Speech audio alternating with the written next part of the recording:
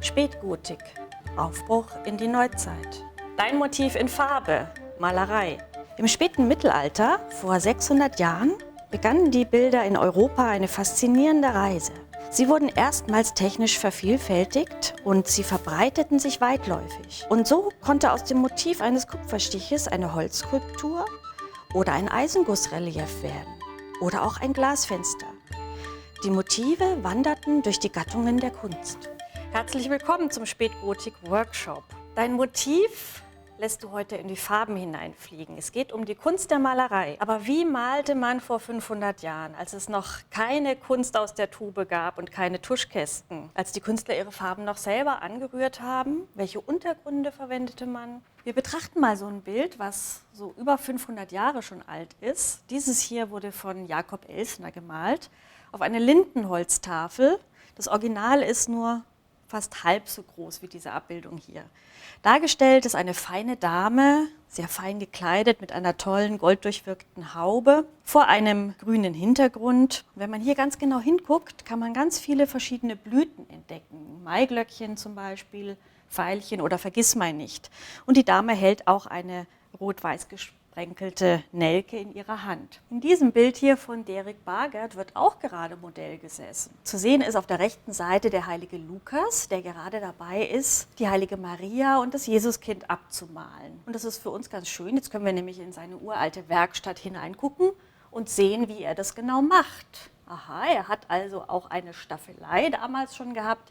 Er malt auf eine Holztafel, in der Hand hält er eine Holzpalette, dort hat er die Farben bei sich. Ja, und woher kommen die Farben? Ganz im Hintergrund sehen wir im Hinterstübchen einen Engel, der eifrig dabei ist, Farben anzureiben. Und das ist genau das, was wir jetzt auch gleich probieren. Dafür braucht ihr ein bisschen festeres Papier, ein Ei, Curry und Paprika, eingemachte Kirschen im Glas und rote Beete im Glas, einen Porzellanteller, einen Löffel, 2 Borstenpinsel und einen Haarpinsel. Welches Motiv möchtest du denn in deinem Bild darstellen?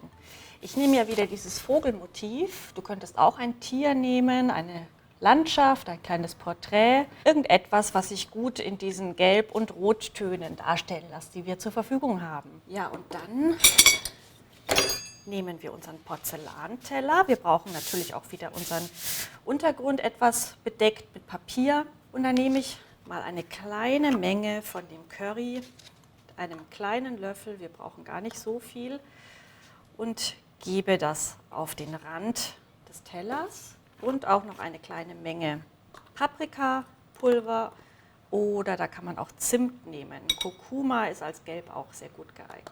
Als nächstes brauchen wir ein Ei, und zwar wollen wir das Eigelb nehmen. Dafür schlagen wir das Ei auf. Geben es in ein Glas und holen uns das Eigelb mit einem Löffel heraus. Durch das Eigelb kriegen wir eine schöne, dickflüssige Farbe. Und das Eigelb sorgt dafür, dass eure Farbe auf dem Papier gut haften bleibt. Das ist das sogenannte Bindemittel. Das Eigelb geben wir jetzt mit dem Löffel in die Mitte auf den Teller. Jetzt ist es praktisch, 2 solche Borstenpinsel zu haben, für jede Farbe einen. Ganz einfach, ihr geht mit dem Löffel in das Eigelb, geht in das Pulver, dort bleibt es schon kleben und jetzt reibt ihr Eigelb und Pulver zu einer schönen, kräftigen Farbe zusammen. So lange reiben, bis die Klümpchen so ein bisschen zerquetscht sind. Und das Gleiche machen wir mit dem roten Farbpulver. So, und die probieren wir jetzt mal auf dem Papier aus. Wenn ihr sie ein bisschen geschmeidiger haben möchtet, einfach ins Wasser tupfen und auftragen. Ruhig schwungvoll. Und die Farben kann man natürlich auch untereinander mischen. Und wenn ihr die Farbe ganz dick irgendwo aufgetragen habt und die ist noch feucht, dann könnt ihr mal ausprobieren, mit dem Pinselstiel Linien hier noch hinein zu ritzen. Das passt jetzt bei dem Vogel eigentlich auch ganz gut. So, das waren die dickflüssigen Farben, man nennt die auch Pastosefarben. Jetzt haben wir noch die wässrigen Farben hier zur Verfügung und für die nehmen wir den Haarpinsel. Der kann nämlich schön viel Wasser aufsaugen. Zur Wahl habt ihr da den Saft von rote Beete oder von Kirschen. Und damit könnt ihr jetzt wie mit Tusche, flüssiger Farbe, Aquarellfarben noch Feinheiten dazu malen. Die dünnen Beine zum Beispiel, alles was so ein bisschen Detail ist. Oder aber ihr könnt auch den Pinsel mal richtig voll Farbe sich saugen lassen und dann mal großzügig den Hintergrund auftragen. Oder man kann auch sprenkeln, Tupfen machen, man kann auch so ein bisschen sprühen.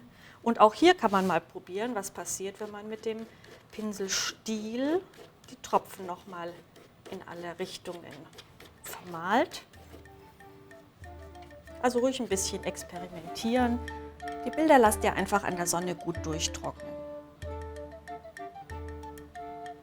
Also habt ganz viel Spaß beim Schwelgen in den Farben und vielleicht sehen wir uns bald wieder bei den anderen Spätgotik-Workshops.